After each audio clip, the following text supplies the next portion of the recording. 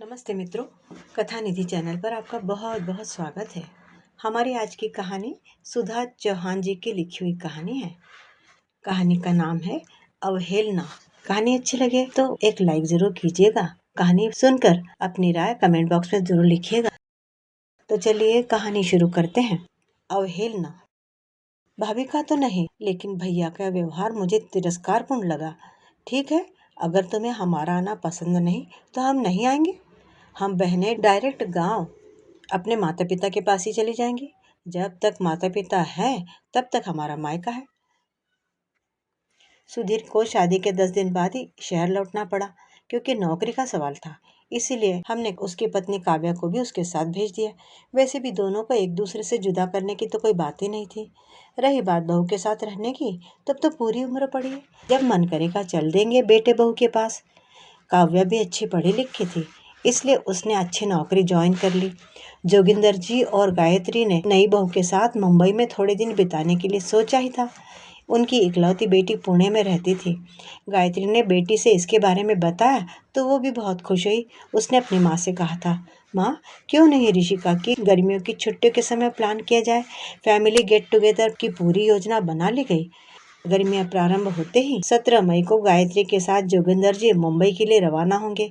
उसके एक दिन बाद उनकी बेटी अपनी बेटी ऋषिका के साथ मुंबई के लिए प्रस्थान करेगी। इस तरह दोनों ही उसी दिन मुंबई पहुंचेंगे। इस सारी योजना के बारे में सुधीर को बताना चाह रहे थे, इसलिए आज उन्होंने सुधीर को कॉल किया था।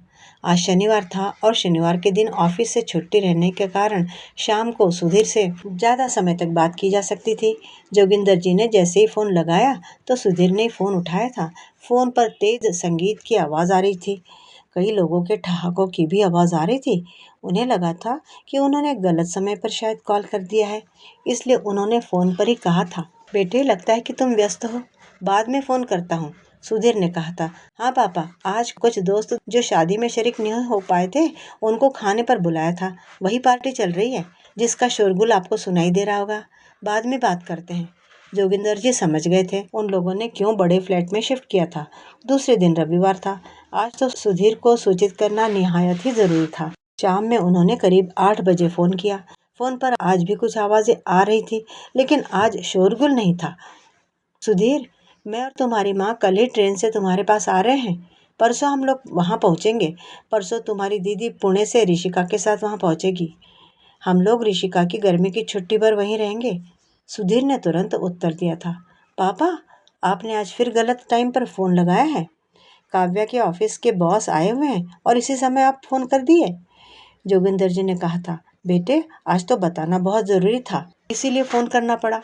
सुधीर ने प्रश्न किया था, क्या आप सभी लोग आ रहे हैं? उसके प्रश्न से जोगिंदर जी को लग रहा था कि वे लोग स्वागत योग्य अतिथि की कैटेगरी में नहीं आ रहे हैं शायद। उन्होंने कहा था, सभी लोग से क्या मतलब है तुम्हारा? तुम्हारे माता पिता और तुम्हारी दीदी, बस? तुम्हारे जीजाजी भी नहीं आ रहे हैं? उन्हें छुट्टी नहीं मिली है।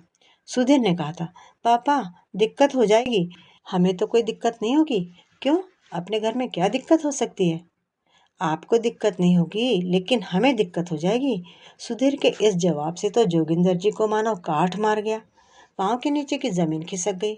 गायत्री जी भी बगल में खड़ी सारी बातें सुन रही थी। अब वे अपनी बेटी को क्या कहेंगी, कैसे बताएंगी और क्या बताएंगी? अरे यही बताएंगे कि सुधीर ने आने से मना कर दिया है। शादी के पहले तक तो सुधीर ऐसा नहीं था। शादी के बाद क्या हर कोई इतना बदल जाता है कि अपना परिवार ही उसको पराया लगने लगता है? जोगिंदर जी ने रात का खाना ही नहीं खाया। कल उन्हें अपनी बेटी को बताना होगा कि वे लोग मुंबई नहीं जा रहे हैं, इसलिए वह भी मुंबई जाने का अपना कार्यक्रम स्थगित कर दे। लेकिन इसका कारण क्या बताएंगे? क्या ये कहना उचित होगा कि सुधीर ने आने से मना कर दिया है? यही सब सोचते सोचते रात भर वे करवटें बदलते रहे। जब अपने किसी करीबी का व्यवहार अप्रत्याशित रूप से बदला हुआ लगता है तो चोट तो सीधे कलेजे पर ही लगती है ना। सवेरे जोगिंदर जी उठे तो कलेजे में हल्का हल्का सा दर्द महसूस हो रहा था। सुबह 8 बजे सुधीर का कॉल आया था। कांपते हाथों से जोगिंदर जी ने फोन उठाया था। पापा, सॉरी, कल मैंने काव्या से बिना डिस्कस किए ही कह दिया था कि दिक्कत हो जाएगी। मैंने रात में काव्या से डिस्कस किया। काव्या आप लोगों को जरूर बुलाने पर जोर दे रही है। आप लोग अवश्य आइए। कार्यक्रम में कोई फेरबदल मत कीजिए। जोगिंदर जी चुप ही रहे। सुधीर ने फिर फोन किया। पापा, आप लोग आ रहे हैं ना? मोबाइल गायत्री ने अपने हाथों में ले लिया। हाँ बेटा, हम लोग अवश्य आ रहे हैं। फोन काटने के बाद गायत्री ने अपने पति को झकझोर कर इस शून्यता की स्थिति से जगाया था। वो बोली, मैं कह रही थी ना कि बहू बहुत संस्कार वाली है, वह अब सब संभाल लेगी। जोगिंदर जी को अभी भी समझ में नहीं आ रहा था कि दिक्कत किसे थी, लेकिन यह समझ में आ गया था कि बच्चों को दी गई परवरिश में जरूर कहीं कोई कमी रह गई। जोगिंदर जी आज बहुत खुश थे। वे अपनी पत्नी गायत्री के साथ आज अपने बेटे बहू के पास मुंबई जा रहे थे। उनकी पत्नी भी बहुत खुश थी। उन्होंने पुणे में रह रही अपनी इकलौती बेटी और नातिन ऋषिका से भी आने का कार्यक्रम बना लिया था। ऋषिका की गर्मियों की छुट्टियां थी, इस तरह बेटी से मिलने का भी मौका मिल जाएगा। नतिनी से तो लगता है कि उसके पहले जन्मदिन के बाद सालों बीत गए, अब मिलना होगा। इतनी सारी खुशियां भगवान एक साथ दे रहे हैं। कभी कभी डर भी लगने लगता है, क्योंकि इतनी सारी खुशियों के साथ उत्सव मनाने के आदी नहीं है वे। इसलिए एक स्वाभाविक सा डर भी उनके मन पर छाया हुआ है। करीब 32 घंटे की निरापद और सुखद यात्रा के बाद वे सुबह 6 बजे मुंबई पहुंचने वाले थे। उन्होंने ट्रेन का कोच और बर्थ नंबर एसएमएस द्वारा बेटे सुधीर के मोबाइल पर भेज दिया था। सुधीर ने इसे कंफर्म भी किया था। उसने रिप्लाई किया था कि वह उन्हें लेने आ जाएगा। हालांकि सुबह उठने में थोड़ी तकलीफ जरूर हुई थी। हो सकती है ऐसा शायद वीकेंड्स के कारण हो सकता है, और आईटी फर्म में काम करने वाले लोग तो अक्सर देर रात तक काम करते हैं, इसलिए सुबह उठने में थोड़ी दिक्कत होना स्वाभाविक ही है। फिर भी सुधीर ने फोन पर कॉल करके कहा था कि अगर थोड़ी देर हो जाए तो स्टेशन पर ही इंतजार कीजिएगा, वह लेने जरूर आएगा। जोगिंदर जी ने अपने मोबाइल पर सुबह 5 बजे का अलार्म लगा दिया था। ट्रेन सही समय से चल रही थी। वे ठीक 5 बजे सुबह रोज ही जग जाया करते थे। सुबह नित्य क्रिया के बाद थोड़ा ध्यान और उसके बाद पार्क निकल जाते सैर के लिए। फिर लंबी सैर के लिए गायत्री भी उनके साथ होती थी, परंतु वह थोड़ी दूर साथ चलकर पार्क के ही बेंच पर बैठकर आराम करने लगती थी। गायत्री के घुटने में थोड़ा दर्द रहता था, इसीलिए वे ज्यादा चल फिर नहीं पाती थी। सुबह की सैर के लिए आने वाले मित्रों से मुलाकात भी हो जाया करती थी। वे अक्सर कहते थे, जोगिंदर जी बड़े किस्मत वाले हैं, बेटी की शादी कर दी है और वह पुणे में सेटल हो गई है। बेटा मुंबई में अच्छी नौकरी पर लग गया है। बेटे की भी शादी कर दी है। अब क्या है, खुद भी रिटायर हो गए हैं। बस आराम से जिंदगी गुजारनी है। वे कहते भी, भाई साहब इस बार मुंबई जा रहे हैं तो भाभी जी का घुटना भी जरूर दिखला दीजिएगा। ट्रेन सही समय पर प्लेटफॉर्म पर लगने वाली थी। उन्होंने सुधीर को अपने मोबाइल से कॉल किया था। रिंग जाती रही, लेकिन किसी ने नहीं उठाया। उन्होंने अपना सारा सामान समेटा। वे गाड़ी रुकते ही धीरे धीरे अपनी ट्रॉली सूटकेस और गायत्री के साथ डिब्बे के अन्य यात्रियों के पीछे पीछे प्लेटफॉर्म पर उतर गए। वे प्लेटफॉर्म पर एक लोहे के बने बेंच पर बैठ गए। मुंबई वे पहली बार आए थे। हालांकि बेंगलोर, पुणे, चेन्नई आदि जगहों पर सुधीर के एडमिशन के समय वे जा चुके थे। उस समय उनकी अवस्था भी 55 के करीब रही होगी। वृद्धावस्था ने अधिक जोर से नहीं घेरा था। रिटायरमेंट के बाद वृद्धावस्था तेजी से घेरने लगती है। यह ऐसी स्थिति है जिसे आप किसी को बता भी नहीं सकते हैं, अपनी पत्नी को भी नहीं, सिर्फ स्वयं ही महसूस कर सकते हैं। प्लेटफॉर्म के बेंच पर बैठने के बाद वे थोड़ा सुस्ताने लगे। लोगों के आने जाने की भागदौड़ और गाड़ियों के हॉर्न से शोरगुल मचा था। उन्होंने गायत्री से पूछा था, गायत्री अब क्या किया जाए? सुधीर तो फोन ही नहीं उठा रहा है। एक बार फिर कॉल कीजिए ना, वो नहीं तो बहू जरूर उठाएगी। गायत्री को सुधीर से अधिक बहू पर विश्वास था। जोगिंदर जी भी यही सोचकर बहुत खुश थे। किसी माँ को अपने बेटे से अधिक अपनी बहू पर भरोसा हो तो इससे बड़ी बात आज के रिश्तों के बदलते दौर में और क्या हो सकती है। सुधीर तो फोन ही नहीं उठा रहा है, एक बार फिर कॉल कीजिए ना। जोगिंदर जी ने फिर कॉल किया था। इस बार सुधीर नहीं उठाया था। उसके उत्तर से लगा कि अभी तक वह पूरी तरह से नींद से जागा नहीं है। उसने उन्नीदे स्वर में ही उत्तर दिया था, कौन? मैं तुम्हारा पापा बोल रहा हूँ। मैं मुंबई स्टेशन पर आ गया हूँ। तुम्हारा इंतजार कर रहा हूँ, मैं और तुम्हारी माँ। अच्छा, आप आ गए? ठीक है, सुधीर बोला था। वहां से निकलकर मेन गेट की तरफ आ जाइए, मैं आ ही रहा हूँ। जोगिंदर जी बहुत खुश हुए थे कि सुधीर उन्हें लेने आ रहा है। इसके पहले सुधीर जहाँ भी रहा है, चाहे पढ़ाई के समय में बेंगलोर में या नौकरी के समय चेन्नई में, वह ट्रेन के आने से पहले उन्हें लेने के लिए प्लेटफॉर्म पर आ जाता था। आज ऐसा पहली बार हुआ था, खासकर शादी के बाद, कि वह उन्हें रिसीव करने के लिए ट्रेन आने के पहले से प्लेटफॉर्म पर मौजूद नहीं था। इस बार हो सकता है कि काम की अधिकता के कारण उसे बीती रात तक जागना पड़ा हो। जब रात को कोई भी विलंब से सोएगा तो सुबह में नींद खुलने में देर तो हो ही जाएगी। जोगिंदर जी ने विश्लेषण करके देखा तो लगा कि सुधीर ने 1-2 साल पहले जब से कंसल्टिंग फर्म के जॉब को स्विच किया है, तब से उस पर काम की अधिकता का बोझ हावी हो गया है। वह तनाव में भी रहने लगा था। वे और गायत्री दोनों स्टेशन से बाहर आ गए थे और वेटिंग लाउंज में ही सुधीर का इंतजार करने लगे। सुबह में उन्हें चाय की जरूरत होती थी। वे नित्य क्रिया से तो ट्रेन में ही निवृत्त हो लिए थे। गायत्री को भी उन्होंने उठाकर फ्रेश हो लेने को कहा था। उसने भी ट्रेन में ही ब्रश कर लिया था, इसलिए बैठे-बैठे उन्होंने चाय मंगवाई। गायत्री के साथ चाय की पहली चुस्की उन्होंने ली ही थी कि उनके मोबाइल की घंटी बजी थी। उन्होंने हड़बड़ी में पैंट के पॉकेट से मोबाइल निकाला तो थोड़ी चाय छलककर उनके शर्ट पर भी गिर गई। उन्होंने देखा कि यह तो सुधीर का ही फोन था। उन्होंने रिसीव किया तो उधर से सुधीर पूछ रहा था, आप कहाँ पर है? जोगिंदर जी को क्या मालूम कि वे कहाँ पर है। इसके पहले कभी मुंबई तो आए नहीं थे। उन्होंने कहा कि बुकिंग काउंटर के सामने के हॉल में इंतजार कर रहे हैं। सुधीर ने फिर पूछा था, किस हॉल में वेट कर रहे हैं? यह आवाज ठीक से उन्हें सुनाई नहीं दी। पता नहीं, या तो कुछ इस अवस्था में पहुंच जाने के कारण उन्हें श्रवण दोष हो गया था, या उसी समय गुड्स ट्रेन के पार होने के कारण कुछ आवाजें बढ़ गई थी और वे अच्छी तरह यह शब्दों को पकड़ नहीं सके। इसके बाद सुधीर का कॉल नहीं आया था। जोगिंदर जी भी कुछ अनमने से, कुछ लंबी सफर के थकान के कारण सुस्त हो गए थे। कभी कभी नींद की झपकी भी आ जा रही थी। गायत्री ने उन्हें जगाते हुए कहा था, फिर से सुधीर को कॉल कीजिए ना, इसी तरह स्टेशन पर ही बैठे रहिए क्या? जोगिंदर जी सुधीर के नंबर पर जैसे ही कॉल लगा रहे थे कि सुधीर ढूंढता हुआ वहां आ गया। दूर से उसने कॉल किया था, पापा हमने आपको देख लिया है, आप लोग वहीं पर रहिए। वह वहां आया था। जोगिंदर जी को सुधीर का चेहरा और चेहरे का हाव भाव नॉर्मल नहीं लग रहा था। कुछ गुस्से और कुछ खिन्नता का भाव चेहरे पर स्पष्ट देखा जा सकता था। उसने प्रीपेड टैक्सी ले ली। टैक्सी में सारे लोग सवार हो गए। टैक्सी चल रही थी। सुधीर ने पापा मम्मी को प्रणाम करने के बाद कोई समाचार नहीं पूछा था। साधारणतया वह पूछा करता था, ट्रेन से यात्रा में कोई दिक्कत तो नहीं हुई? आपके सहयात्री तो ठीक ही थे? कभी कभी अच्छे सहयात्री नहीं मिलने के कारण भी दिक्कत हो जाती है, वगैरह वगैरह। लेकिन एक सन्नाटे के सिवा कुछ नहीं। उनके बीच इस सन्नाटे से गायत्री को कुछ अटपटा सा लगा था। इस सन्नाटे को गायत्री नहीं तोड़ा था। सुधीर बेटा, सब ठीक तो है ना? काव्या बहू तो ठीक है ना? सुधीर ने सिर्फ हाँ हूं में ही जवाब दिया था। गायत्री समझ नहीं पा रही थी कि इतना अधिक बात करने वाला सुधीर आज आखिर हो क्या गया था उसे। उसी समय अचानक टैक्सी के दोनों तरफ के पिछले चक्के से आवाजें आने लगी। स्पीड में जाती हुई टैक्सी डगमगाने लगी। टैक्सी वाले ने गाड़ी रोक दी।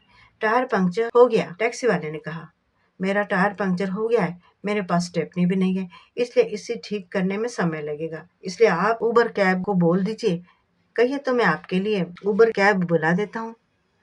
नहीं नहीं, रुको, मैं ही बुलाता हूँ। सुधीर ने अपने मोबाइल से उबर कैब से कांटेक्ट किया। उधर से रिप्लाई आया कि 20 मिनट के अंदर उबर कैब आ रही है। सुधीर ने तब तक टैक्सी वाले को रुकने को कहा था। टैक्सी वाले ने सामान निकाला था। कैब आ गया था। टैक्सी वाले ने कैब पर सामान लोड करने में मदद की थी। सामान भी कहाँ ज्यादा था। सामान सहित जोगिंदर जी और गायत्री उबर कैब में स्थानांतरित हो गए थे या कर दिए थे। वे दोनों भी तो सामान जैसे लग रहे थे ना। कोई बातचीत ना कोई समाचार, किसी बात की कोई पूछताछ भी नहीं हो रही थी। उनकी बेटी भी पुणे से आ रही थी, उसके बारे में भी सुधीर ने कोई इंक्वायरी तक नहीं की थी। सुधीर गायत्री और जोगिंदर जी के सामान के साथ अपने फ्लैट में पहुंचकर उन्हें लिविंग रूम में छोड़कर स्वयं बेडरूम में चला गया था। वहां काव्या अभी भी सोई हुई थी। वह नाइटी में ही थी। वह बड़बड़ाती हुई उठी थी और तुरंत बाथरूम में चली गई थी। फ्रेश होकर आकर उसने मिनटों में ही अपना परिधान परिवर्तित करके सलवार सूट पहन लिया। बाहर लिविंग रूम में आकर उसने जोगेंद्र जी और गायत्री जी के पैर छुए। इतने में ही ऋषिका का फोन आया था। सुधीर ने कॉल रिसीव किया था। गलती से सुधीर से लाउड स्पीकर बटन दब गया। मोबाइल पर ऋषिका की आवाज आई। गायत्री और जोगिंदर जी ने भी सुना। मामा जी, हम लोग भी मुंबई स्टेशन पहुंच गए हैं। ऑटो लेकर जो पता आपने एसएमएस किया था उस पर पहुंच रहे हैं। सुधीर ने पूछा था, कोई दिक्कत तो नहीं होगी? ऋषिका ने जवाब दिया था, मामा जी कोई दिक्कत नहीं होगी। माँ ने तो मुंबई में रहकर पढ़ाई की थी, इसे सब मालूम है। इस तरह ऋषिका का सुधीर से इतनी विश्वसनीयता के साथ बात करना गायत्री को बहुत अच्छा लगा था। वो जोगिंदर जी से बोली, देखे आपकी नतनी कितनी कॉन्फिडेंस से बातें कर रही है। जोगिंदर जी भी बहुत खुश हुए। सुधीर ने उत्तर दिया था, ठीक है आ जाओ। 20 मिनट के बाद बेटी और नतिनी ऋषिका सुधीर के फ्लैट पर पहुंच गई। दरवाजा उड़का हुआ था तो सुधीर के जोर जोर से चीख कर बोलने की आवाज साफ सुनाई दे रही थी। उसमें खिन्नता भी थी। पापा आपको कितनी बार कॉल किया था, आपको कॉल तो रिसीव करनी चाहिए थे ना। क्या है ये सब? मैं इतना सवेरे उठकर आपको लेने स्टेशन गया था, पर आप है कि कॉल तक रिसीव नहीं करते हैं। आप भी एकदम अजीब हो गए हैं। सुधीर का चेहरा देखकर जोगिंदर जी हतप्रभ बैठे रह गए थे। कातर होकर अपराध बोध से ग्रस्त विचलित स्वर में बोले थे, बेटे थोड़ा इस उम्र में श्रवण दोष और स्टेशन पर बढ़े हुए शोरगुल के कारण तुम्हारा कॉल रिसीव नहीं कर सका था। सुधीर की आवाज तेज होती जा रही थी। आप जानते हैं ना, ऑफिस का काम निपटाने के लिए रात देर तक जागने के बाद भी सुबह उठकर आज छुट्टी का दिन होते हुए भी आपको लेने गया था, और आप इतने लापरवाह हैं कि फोन भी नहीं उठाते थे। गायत्री की बेटी भी ये सब सुन रही थी। ऋषिका तो ये सब देखकर अवाक थी। जोगिंदर जी अपना सिर झुकाए चुपचाप सुधीर की बात सुन रहे थे, ताकि सुधीर को लगे कि उसकी बात और आरोप उन्होंने स्वीकार कर लिए हैं। यह जरूरी भी था, क्योंकि वे नहीं चाहते थे कि नई नई बहू के सामने कोई असुंदर और बदसूरत दृश्य उपस्थित हो जाए। लेकिन सुधीर ने अपने पेरेंट्स पर जोर जोर से चिल्लाकर काव्या के मस्तिष्क में बेटे और बाप के रिश्तों की कलई जरूर खोल दी थी। जिस माता पिता को बेटा ही सम्मान नहीं देता हो, उसे बहू क्या सम्मान देगी।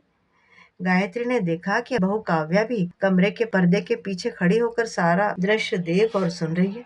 चेहरे पर उसके उपहासपूर्ण स्मित भाव आ गए थे। थोड़ी देर बाद जोगिंदर जी सन्नता की स्थिति से वापस लौटे थे। सुधीर जल्दी जल्दी तैयार होने लगा। काव्या ने चाय बनाकर जोगिंदर जी, गायत्री और सुधीर की बहन को दे दी। इतने में झाड़ू पोंछा लगाकर खाना बनाने वाली मेड भी आ गई थी। उसने रोटी बनाई। काव्या और सुधीर साथ साथ बैठकर नाश्ता किया। किचन से नाश्ता निकालकर प्लेटों में भरकर सुधीर ही लाया था। गायत्री भी ये सब खुली आंखों से देख रही थी। उसे समझ में आ रहा था कि जहाँ पति पत्नी दोनों ही काम करते हो, रिश्तों की अहमियत तभी समझी जाती है जब दोनों में सारे कामों को एक दूसरे के लिए शेयर करने में होड़ लगी हो। कौन किस दिन कितना अधिक अपने पार्टनर को खुश करने के लिए क्या क्या करता है। दोनों ही नाश्ता करने के बाद एक साथ ही काम के लिए निकल गए थे। सुधीर ही बोलते हुए गया था, माँ दीदी आप लोग खाना खा लीजिए, मेड पूरा खाना बनाकर जाएगी। काव्या ने उसे जरूरी निर्देश दे दिए थे। सुधीर के आने में 9 बज जाया करते थे। काव्या 8 बजे ही आ गई थी। जोगिंदर जी को काव्या खाना देने लगी तो वे बोले थे कि सुधीर के आने के बाद साथ साथ ही खाएंगे। सुधीर 9 बजे ही आया। उसने फ्रेश होकर खाना लगाने को कहा था। पापा आपने खाना खा लिया? नहीं बेटे, मैंने सोचा कि साथ साथ खाएंगे इसलिए मैंने नहीं खाया। मैंने नहीं खाया तो ऋषिका ने भी नहीं खाया है, बोलते कि सभी लोग साथ में खाएंगे। इतने में काव्या ने खाना लगा दिया था। गायत्री ने टेबल पर सुधीर, जोगिंदर जी और ऋषिका का खाना रख दिया था। गायत्री ने कहा था, मेरी बेटी, मैं और काव्या बाद में एक साथ खाएंगे, आप लोग खाइए। सभी लोग खाना खाने लगे। ऋषिका को जल्दी जल्दी खा रही थी। सुधीर ने ऋषिका को समझाना शुरू किया, देखो ऋषिका, खाना चबा चबा कर खाना चाहिए। 3 रोटियों को खाने में 20 मिनट लगने चाहिए। ज्यादा देर तक चबा चबा कर खाने से गुस्सा भी कम हो जाता है। इतने में ऋषिका बोल उठी, इस शिक्षा की जरूरत तो आपको अधिक है। आपने सवेरे नाना के साथ ठीक से व्यवहार नहीं किया था। सुधीर की बहन ने अपनी बेटी को डांटा था। ऋषिका, बड़ों से ऐसे बात करते हैं क्या? अरे मामा जी को पहले बताओ कि बड़ों से कैसे बात करते हैं, फिर मुझे बताना। ऐसे कहकर ऋषिका तेजी से कमरे में चली गई थी और जोर से दरवाजा बंद कर लिया। कल रात के बाद आज सुबह से वातावरण तनावग्रस्त था। यहाँ सुधीर के फ्लैट में एक ही रूम में एसी था। काव्या और सुधीर उसी कमरे में सोते थे। ऋषिका को रात 10 बजे बड़े जोरों से नींद आ रही थी।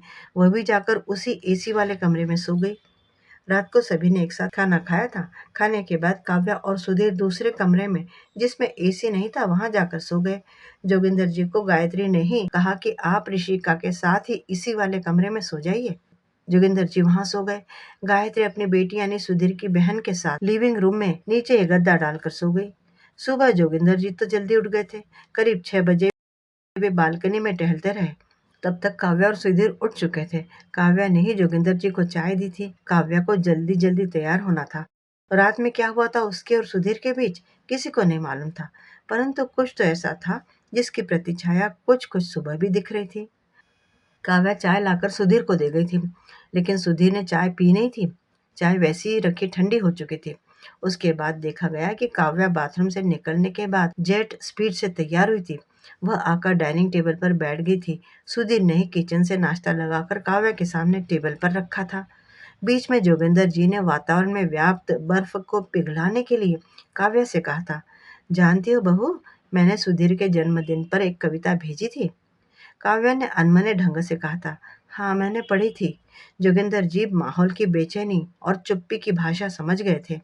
सुधीर का काव्या के लिए नाश्ता लगाकर टेबल पर रखना कुछ अजीब लगा था। जोगिंदर जी ने गायत्री को इशारे से चुप ही रहने के लिए कहा था। काव्या नाश्ता करने से पहले 2 घंटे तक कमरे में सुधीर के साथ पता नहीं क्या खुसर फुसर कर रही थी। नाश्ता समाप्त करने के बाद ऑफिस के लिए वे बाहर निकली थी। सुधीर भी ठीक उसके पीछे पीछे निकला था। जोगिंदर जी समझ रहे थे कि सुधीर काव्या को ऑफिस छोड़ने के लिए बाहर निकला है, लेकिन सुधीर तो जल्दी ही वापस आ गया था। उसके चेहरे पर तनाव के भाव फैले थे। वह आते शुरू हो गया। देखिए पापा, माँ, आप लोगों को सुनने में कुछ अजीब जरूर लगेगा। इतना शोरगुल वाला माहौल मेरे लिए ठीक नहीं लग रहा है। आप मुझे बीमार भी कह सकते हैं, या मानसिक रूप से मैं बीमार हूँ भी शायद, लेकिन ये टीवी का लगातार ऊंचे वॉल्यूम पर चलना, दीदी और ऋषिका का जोर जोर से आपस में बात करना मुझसे बर्दाश्त नहीं हो रहा है। इस पर सुधीर की दीदी की आंखों में आंसू आ गए। वो रोते हुए बोली, अगर मेरे व्यवहार से तुझे तकलीफ हो रही है तो मैं माफी चाहती हूँ तुझसे। मेरी बच्ची थोड़ा लाउड बोलती है। मैं भी उससे बात करती हूँ या डांटती हूँ तो थोड़ा लाउड हो जाती हूँ। इसके लिए मुझे माफ कर दे सुधीर। जोगिंदर जी पूजा कर रहे थे, उनसे रहा नहीं गया। वे पूजा के बीच में ही उठ गए। उनकी आदत सामान्यतः सुनने की ही रही है। वे दूसरों की कही पहले अच्छी तरह सुनते हैं, उसके बाद तुरंत उसके प्रति अपनी प्रतिक्रिया जाहिर नहीं करते। वक्त देते हैं ताकि विरोध और विवाद शांत हो जाए। लेकिन जब पानी सर से ऊपर निकल जाता है तो इस तरह से फट पड़ते हैं जैसे भूचाल आ गया हो। आज भी वे बिफर गए। उनका गुस्सा बाहर निकल पड़ा। देखो सुधीर, मैं पिछले 1 डेढ़ दिन से, जब से हम लोग आए हैं, देख ही रहा हूँ कि तुम असहज हो गए हो। कुछ भी किसी को भी बोल रहे हो। तुम अगर मुझे कुछ कहते हो तो मैं बर्दाश्त कर लूंगा, लेकिन अगर गायत्री और अपनी दीदी की इज्जत नहीं करते हो तो मैं इसे बर्दाश्त नहीं कर सकता हूँ। मेरी बेटी मेरे कहने से यहाँ आई है, उसके दिल को दुखाने वाली कोई भी बात मत कहना। ये सब मुझे मेरा ही अपमान जैसा लग रहा है। तुम भूल रहे हो कि तुम खुद ही यहाँ तक नहीं पहुँच गए हो। तुम्हें बनाने में और यहाँ तक पहुँचाने में परिवार के हर सदस्य का योगदान रहा है। हर व्यक्ति जो किसी भी ऊंचाई तक पहुँच जाए अपनी जमीन नहीं छोड़ देता है, और जो जमीन छोड़ देते हैं वे आधारहीन हो जाते हैं। कहते कहते जोगिंदर जी हाफने लगे थे। पूरे वातावरण में स्तब्धता छाई हुई थी। उनका ऐसा रूप सुधीर ने भी पहले कभी नहीं देखा था। उन्होंने थोड़ी सांस लेने के बाद आगे कहना जारी रखा, सुधीर, मेरी यह सीख अच्छी तरह से गांठ बांध ले। हम लोगों के संस्कारों के अनुसार परिवार हर व्यक्ति की जमीन होती है। पूछो अपनी माँ से, हम लोग अपने बच्चों की कौन कहे, अपने बड़े भाई की तक पिता की तरह देखभाल करते हैं। तुम भी जानते हो ये। मेरे पिताजी जब मैं बहुत छोटा था उसी समय गुजर गए थे। मैंने जब से होश संभाला है तब से मैंने अपने बड़े भाई को ही पिता की जगह माना है। उनकी बहू का ऑपरेशन मैंने अपनी नौकरी के समय करवाया था। तुम्हारी दादी मरने तक मेरे पास ही रही, यह तो तुमने भी देखा होगा। मैंने अपने ममेरे भाई की पत्नी, जो कैंसर से ग्रस्त थी, अपने 2 कमरे वाले छोटे से क्वार्टर में रखकर 4 महीने तक इलाज करवाया। तुम्हें तुम्हारे माँ बाप, बहन और ऋषिका 10 दिन के लिए यहाँ आए हैं, वो भारी पड़ रहे हैं। मैं जानता हूँ कि तुम ये सब अपनी नई नई पत्नी के ऊपर अपना इम्प्रेशन और रुतबा दिखाने के लिए कर रहे हो, और शायद उसे प्रभावित करने के लिए भी। इससे तुम्हारा रुतबा बढ़ेगा नहीं, तुम और भी गिर जाओगे उसकी नजरों में। वह अभी घर में है नहीं, इसलिए मैं तुम्हें यह हिदायत दे रहा हूँ ताकि तुम अपने को अपनी पत्नी के सामने मेरे द्वारा अपमानित हुआ नहीं समझोगे। सुधीर गुस्से में था, और जब वह गुस्से में होता था तो बोलते हुए हकलाने लगता था। आप जो भी कह रहे हैं मैं ये मानता हूँ कि मैं आज जो कुछ भी हूँ वह मेरी व्यक्तिगत उपलब्धि नहीं है। आगे भी यही मानता रहूंगा। इतना कहकर वह बिना किसी का कुछ और कहा हुआ सुने एसी वाले कमरे में जाकर बंद हो गया। सुधीर आज ड्यूटी भी नहीं गया। उसने खाना भी नहीं खाया। गायत्री उससे खाने के बारे में पूछना चाह रही थी, लेकिन कमरा तो उसने अंदर से बंद कर लिया था। चाहकर भी वो खाने के लिए नहीं पूछ सकी। जोगिंदर जी सवेरे ही उड़ गए थे। उड़ गए थे क्या, उठे ही हुए थे। उन्हें नींद कहाँ आई थी। विचारों का बवंडर उनके मन मस्तिष्क को विचलित किए दे रहा था। क्यों ऐसा हो गया है सुधीर? शादी के पहले तो ऐसा नहीं था। वे लाख विश्लेषण करना चाह रहे थे, पर किसी भी विवेकपूर्ण निर्णय पर पहुंच नहीं पा रहे थे। आखिर अचानक क्या हो गया सुधीर को? सुबह में खुद नाश्ता निकाल कर काव्या को देना, नाश्ते के पहले काव्या का 1 घंटे तक सुधीर के साथ अकेले में बात करना, इससे जो स्थितियां बन रही थी उससे ऐसा सोचने पर उन्हें विवश होना पड़ रहा था कि सुधीर की इन सारी प्रतिक्रियाओं की पृष्ठभूमि में काव्या का हाथ अवश्य था। परंतु गायत्री तो अपनी बहू काव्या पर पूर्ण विश्वास के आवरण से घिरी थी। अगर यह गलत भी था तो भी जोगिंदर जी अपनी पत्नी के इस विश्वास को भेदना नहीं चाहते थे। करीब दिन के 4 बजे सुधीर खुद ही उठा था। उसने बाथरूम में काफी देर तक स्नान किया था, जैसे अपने शरीर पर आवृत कुसंस्कार की जो परत पड़ गई है उसे धो धो कर स्वच्छ कर लेना चाहता हो। जोगिंदर जी ने उसे नीचे जाते हुए देखा। उसने अपनी बाइक निकाली और बाहर निकल पड़ा। कभी कभी तनाव में लोग अपनी कार या मोटरसाइकिल से लंबे ड्राइव के लिए निकल जाते हैं, ताकि तनाव थोड़ा कम हो जाए। जोगिंदर जी या गायत्री से ना उसने कोई बातचीत की, ना ही कोई विचार विमर्श। वे एक तरह से अपरिचित अतिथि बने हुए थे। क्या कर सकते थे? आगे के 2 सप्ताह तो किसी तरह बिताने ही थे। उनके कोई दूसरे जान पहचान वाले भी नहीं थे जिनके यहाँ पेड गेस्ट के रूप में भी बचे हुए दिनों को गुजारा जाए। बीच में कंफर्म रिजर्वेशन भी मिलना मुश्किल था। फ्लाइट से जाने की औकात नहीं थी। उनकी बेटी तो बस से भी जा सकती थी, क्योंकि मुंबई से पुणे के लिए लग्जरी बसें चलती थी। जोगिंदर जी ने मन को दृढ़ कर लिया था, चाहे जो भी हो, जब तक सुधीर हम सबका सामान बाहर नहीं फेंक देता है या धक्के मारकर बाहर नहीं निकाल देता है, तब तक बाहर से खरीद कर ही सही यहीं रहेंगे और खाना खाएंगे और अपना भरण पोषण करते रहेंगे। जोगिंदर जी, गायत्री, उनकी बेटी और नातन ऋषिका खामोशी के धागों से मानो अपनी जिह्वा को सी चुके थे। उनके बीच न कोई बातचीत, न कोई विचार विमर्श ही चलता था। वे सभी आपस में अपरिचित से बने हुए हर पल को गिन गिन कर आगे सरकते हुए सुन रहे थे। शाम के करीब 6 बजने को हुए। गायत्री अपनी बेटी के साथ नीचे उतरकर स्टोर से दूध ले आई थी। चाय बनाई गई। जोगिंदर जी ने भी चाय पी थी। शाम को 1 कप चाय पीने की उनकी आदत थी। इसमें जब से गायत्री का साथ हुआ तो कभी भी व्यवधान नहीं आया था। अगर किसी जान पहचान वाले के यहाँ भी जाते तो गायत्री शाम की चाय पीने के बाद ही वहां जाते थे। वे लोग अपनी अपनी चाय खत्म किए ही थे कि खाना बनाने वाली बाई आ गई थी। इसे सुधीर और काव्या ने पहले से लगा रखा था। वह गायत्री से पूछने लगी, माई कितनी रोटी बनाएगा? गायत्री ने सारे लोगों पर 4-4 रोटी के हिसाब से 20 रोटियां बनाने को कही थी। 4 रोटियां सुबह की बची हुई थी। खाना बनाने वाली करीब 8 बजे तक खाना बनाकर निकल गई थी। करीब 8 बजे रात को सुधीर और काव्या दोनों ने घर में प्रवेश किया। सुधीर के हाथ में एक बड़ा सा डिब्बा था, साथ में एक पॉलीथीन का बैग था। आते ही वह डिब्बा और पॉलीथीन एक और रख कर अपने शूज खोलने लगा था। फिर हेलमेट खोलकर एक तरफ रखा। उसने बड़ा सा डिब्बा ऋषिका के हाथों में थमा दिया। पॉलीथीन का पैकेट अपनी माँ के हाथों में देते हुए कहा, पापा, आज सुबह के मेरे बिहेवियर के लिए मुझे माफ कीजिएगा। ऐसा कहते हुए वह डबडबाई आंखों के कोर में थमी हुई बूंदों को पोंछते हुए जोगिंदर जी के कदमों के पास ही बैठ गया। उसने पापा का हाथ अपने हाथ में लेकर अपने सर पर रखते हुए कहा, पापा, जब मैं तनाव में रहता था तो आप मेरे बाल सहलाया करते थे। क्या आज आप मेरे बाल नहीं सहलाओगे? जोगिंदर जी की आंखों में भी आंसू छलक आए थे। इतने में फिर दरवाजे की बेल बजी। इस बार काव्या ने दरवाजा खोला। 2 आदमी एक बड़ा सा पैकेट लेकर अंदर आए थे। उन्होंने लिविंग रूम में पैकेट खोला। इसमें एक और ऐसी था। गायत्री देखती ही बोल पड़ी थी, इसकी क्या जरूरत थी सुधीर? तुमने इतने पैसे क्यों बर्बाद कर दिए? इस पर काव्या ने कहा था, नहीं माँ, आज का दिन बहुत ही स्पेशल है।